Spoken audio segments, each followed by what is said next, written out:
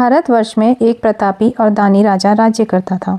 वह नित्य गरीबों और ब्राह्मणों की सहायता करता था। यह बात उसकी रानी को अच्छी नहीं लगती थी। वह ना ही गरीबों को दान देती, ना ही भगवान का पूजन करती थी और राजा को भी दान देने से मना किया करती थी। एक दिन राजा शिकार खेलने वन को गए थे तो रानी महल में अकेली थी। उसी समय बृहस्पति देव साधु वेश में राजा के महल में भिक्षा के लिए गए और भिक्षा मांगी। रानी ने भिक्षा देने से इनकार किया और कहा, हे साधु महाराज, मैं तो दान पुण्य से तंग आ गई हूँ। मेरा पति सारा धन लुटाते रहते हैं। मेरी इच्छा है कि हमारा धन नष्ट हो जाए, फिर न रहेगा बांस न बजेगी बांसुरी। साधु ने कहा, हे देवी, तुम तो बड़ी विचित्र हो। धन संतान को सभी चाहते हैं। पुत्र और लक्ष्मी को पापी के घर भी होने चाहिए। यदि तुम्हारे पास अधिक धन है तो भूखों को भोजन दो, प्यासों के लिए प्याऊ लगवाओ, मुसाफिरों के लिए धर्मशाला खुलवाओ, जो निर्धन अपनी कुंवारी कन्याओं को विवाह नहीं कर सकते उनका विवाह करा दो। ऐसे और कई काम हैं जिसके करने से तुम्हारा यश लोक परलोक में फैलेगा। परंतु रानी पर उपदेश का कोई प्रभाव न पड़ा। वह बोली, महाराज, आप मुझे कुछ न समझाएं। मैं ऐसा धन नहीं चाहती जो हर जगह बांटती फिरूं। साधु ने उत्तर दिया, यदि तुम्हारी ऐसी इच्छा है तो तुम ऐसा ही करना कि बृहस्पतिवार को घर को गोबर से लीपना, सिर धोकर स्नान करना, भट्टी चढ़ाकर कपड़े धोना।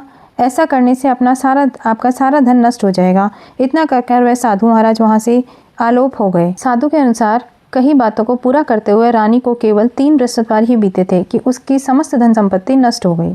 भोजन के लिए राजा का परिवार तरसने लगा। तब एक दिन राजा ने रानी से कहा कि हे रानी, तुम यहीं रहो, मैं दूसरे देश को जाता हूँ क्योंकि यहाँ पर सभी लोग मुझे जानते हैं, इसलिए मैं कोई छोटा कार्य नहीं कर सकता। ऐसा कहकर राजा परदेश चला गया। वहाँ वह जंगल से लकड़ी काट कर लाता और शहर में बेचता। इस तरह वह अपना जीवन व्यतीत करने लगा। इधर राजा के परदेश जाते ही रानी और दासी दुखी रहने लगी। एक बार जब रानी और दासी को 7 दिन तक बिना भोजन के रहना पड़ा तो रानी ने अपनी दासी से कहा, हे दासी, पास ही के नगर में मेरी बहन रहती है, वह बड़ी धनवान है, तो उसके पास जा और कुछ ले आ ताकि थोड़ी बहुत गुजर बसर हो जाए। दासी रानी की बहन के पास गई। उस दिन गुरुवार था और रानी की बहन उस समय बृहस्पतिवार की व्रत की कथा सुन रही थी। दासी ने रानी की बहन को अपनी रानी का संदेश दिया, लेकिन रानी की बड़ी बहन ने कोई उत्तर नहीं दिया। जब दासी को रानी की बहन से कोई उत्तर नहीं मिला तो वह बहुत ही दुखी हुई और उसे क्रोध भी आया। दासी ने वापस आकर रानी को सारी बात बता दी। सुनकर रानी ने अपने भाग्य को कोसा। उधर रानी की बहन ने सोचा कि मेरी बहन की दासी आई थी, परंतु मैं उससे नहीं बोली, इससे वह बहुत दुखी हुई होगी। कथा सुनकर और पूजा समाप्त करके वह अपनी बहन के घर आई और कहने लगी, हे बहन, मैं बृहस्पतिवार का व्रत कर रही थी। तुम्हारी दासी मेरे घर आई, परंतु जब कथा होती है तब ना उठते हैं और ना बोलते हैं, इसलिए मैं नहीं बोली। कहो दासी क्यों गई थी? रानी बोली, बहन, तुमसे क्या छिपाऊं, हमारे घर में खाने तक का अनाज नहीं था। ऐसा कहते कहते रानी की आंखें भर आई। उसने दासी समेत पिछले 7 दिनों से भूखे रहने तक की बात अपनी बहन को विस्तार पूर्वक सुना दी। रानी की बहन बोली, देखो बहन, भगवान बृहस्पति देव सबकी मनोकामनाओं को पूर्ण करते हैं। देखो, शायद तुम्हारे घर में अनाज रखा हो। पहले तो रानी को विश्वास नहीं हुआ, पर बहन के आग्रह करने पर उसने अपनी दासी को अंदर भेजा तो उसे सचमुच अनाज से भरा एक घड़ा मिल गया। यह देखकर दासी को बड़ी ही हैरानी हुई। दासी रानी से कहने लगी, हे रानी, जब हमको भोजन नहीं मिलता तो हम व्रत ही तो करते हैं, इसलिए क्यों ना इनसे व्रत और कथा की विधि पूछ ली जाए ताकि हम भी व्रत कर सकें। तब रानी ने अपनी बहन से बृहस्पतिवार के व्रत के बारे में पूछा। उसकी बहन ने बताया, बृहस्पतिवार के व्रत में चने की दाल मुनक्का से विष्णु भगवान का केले की जड़ में पूजन करें तथा दीपक जलाएं, व्रत कथा सुने और पीला भोजन ही करें। इससे बृहस्पति देव प्रसन्न होते हैं।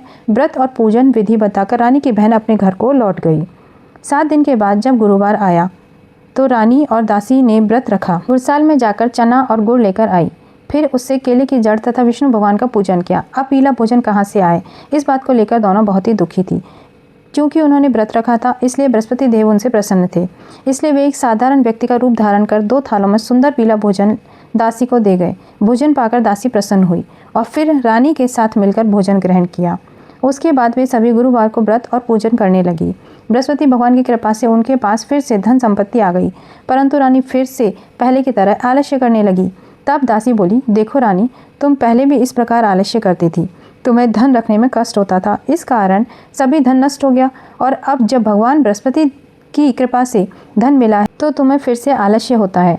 रानी को समझाते हुए दासी कहती है कि बड़ी मुसीबतों के बाद हमने ये धन पाया है, इसलिए हमें दान पुण्य करना चाहिए, भूखे मनुष्य को भोजन कराना चाहिए और धन को शुभ कार्यों में खर्च करना चाहिए, जिससे तुम्हारे कुल का यश बढ़ेगा, स्वर्ग की प्राप्ति होगी और पितृ प्रसन्न होंगे। दासी की बात मानकर रानी अपना धन शुभ कार्यों में खर्च करने लगी, जिससे पूरे नगर में उसका यश फैलने लगा। बृहस्पतिवार के व्रत कथा के बाद श्रद्धा के साथ आरती की जानी चाहिए। इसके बाद प्रसाद बांटकर उसे ग्रहण करना चाहिए। एक दिन राजा दुखी होकर जंगल में एक पेड़ के नीचे आसन जमाकर बैठ गया। वह अपनी दशा को याद करके व्याकुल होने लगा। बृहस्पतिवार का दिन था। एकाएक उसने देखा कि निर्जन वन में एक साधु प्रकट हुए। वह साधु वेश में स्वयं बृहस्पति देवता ही थे। लकड़हारे के सामने आकर बोले, हे लकड़हारे, इस सुनसान जंगल में तो किस चिंता मग्न होकर बैठा है। लकड़हारे ने दोनों हाथ जोड़कर प्रणाम किया और उत्तर दिया, महात्मा जी, आप सब कुछ जानते हैं, मैं क्या कहूँ। यह कहकर रोने लगा और साधु को अपनी आत्मकथा सुनाई। महात्मा जी ने कहा, तुम्हारी स्त्री ने बृहस्पति के दिन बृहस्पति भगवान का निरादर किया है। इसके कारण रुष्ट होकर उन्होंने तुम्हारी यह दशा दी। अब तुम चिंता को दूर करके मेरे कहने पर चलो और तुम्हारे सब कष्ट दूर हो जाएंगे और भगवान पहले से भी अधिक संपत्ति देंगे। तुम बृहस्पति के दिन कथा किया करो। 2 पैसे के चने मुनक्का लाकर उसका प्रसाद बनाओ और शुद्ध जल से लोटे में शक्कर मिलाकर अमृत तैयार करो। कथा के पश्चात अपने सारे परिवार और सुनने वाले प्रेमियों में अमृत व प्रसाद बांटकर आप भी ग्रहण करो। ऐसा करने से भगवान तुम्हारी सब मनोकामनाएं पूरी करेंगे। साधु के ऐसे वचन सुनकर लकड़हारा बोला, हे प्रभु, मुझे लकड़ी बेचकर इतना पैसा नहीं मिलता जिससे भोजन के उपरांत कुछ बचा सकूं। मैंने रात्रि में अपनी स्त्री को व्याकुल देखा है। मेरे पास कुछ भी नहीं जिससे मैं उसकी खबर मंगा सकूं। साधु ने कहा, हे लकड़हारे, तुम किसी बात की चिंता मत करो। बृहस्पति के दिन तुम रोजाना की तरह लकड़ियां लेकर शहर को जाओ। तुमको रोज से दुगना धन प्राप्त होगा, जिससे तुम भली भांति भोजन कर लोगे तथा बृहस्पति देव की पूजा का सामान भी आ जाएगा। इतना कहकर साधु अंतर्ध्यान हो गए। धीरे धीरे समय व्यतीत होने पर फिर वही बृहस्पतिवार का दिन आया। लकड़हारा जंगल से लकड़ी काटकर किसी शहर में बेचने गया। उसे उस दिन और दिन से अधिक पैसा मिला।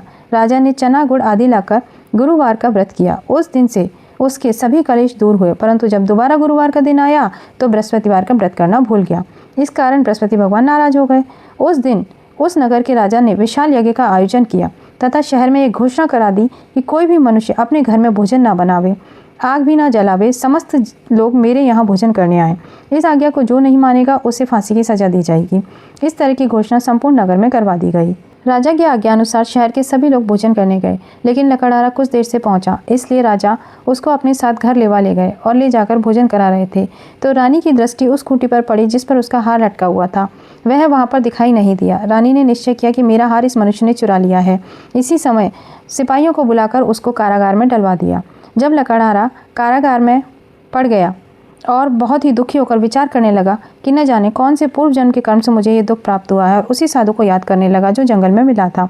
उसी समय तत्काल बृहस्पति देव साधु के रूप में प्रकट हुए और उसकी दशा को देखकर कहने लगे, अरे मूर्ख, तूने बृहस्पति देव की कथा नहीं करी, इस कारण तुझे दुख प्राप्त हुआ है। अब तू चिंता मत कर। बृहस्पतिवार के दिन कारागार के दरवाजे पर 4 पैसे पड़े मिलेंगे, उनसे तू बृहस्पति देव की पूजा करना, तेरे सभी कष्ट दूर हो जाएंगे।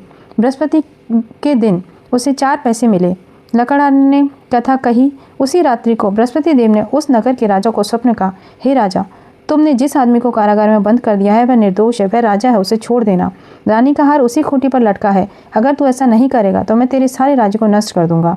इस तरह रात्रि के स्वप्न को देखकर राजा प्रातःकाल उठा और खूंटी पर हार देखकर लकड़हारे को बुलाकर क्षमा मांगी तथा लकड़हारे को योग्य सुंदर वस्त्र आभूषण देकर विदा कर दिया।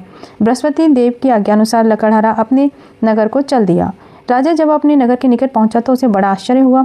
नगर में पहले से अधिक बाग, तालाब, कुएं तथा बहुत सी धर्मशाला, मंदिर आदि बन गए हैं। राजा ने पूछा, यह किसका बाग और धर्मशाला है? तब नगर के सब लोग कहने लगे, यह सब रानी और बांदी के हैं। तो राजा को आश्चर्य हुआ और गुस्सा भी आया। जब रानी ने यह खबर सुनी कि राजा आ रहे हैं तो उन्होंने बांदी से कहा कि हे दासी, देख राजा हमको कितनी बुरी हालत में छोड़ गए थे। हमारी ऐसी हालत देखकर वह लौट ना जाए, इसलिए तू दरवाजे पर खड़ी हो जा। आज्ञानुसार दासी दरवाजे पर खड़ी हो गई। राजा आए तो उन्हें अपने साथ ले लाई। तब राजा ने क्रोध करके अपनी रानी से पूछा कि यह धन तुम्हें कैसे प्राप्त हुआ है? तब उन्होंने कहा, हमें यह सब धन बृहस्पति देव के व्रत के प्रभाव से प्राप्त हुआ है। राजा ने निश्चय किया कि 7 रोज बाद तो सभी बृहस्पति देव का पूजन करते हैं, परंतु मैं प्रतिदिन दिन में 3 बार कहानी कहा करूँगा और रोज व्रत किया करूँगा।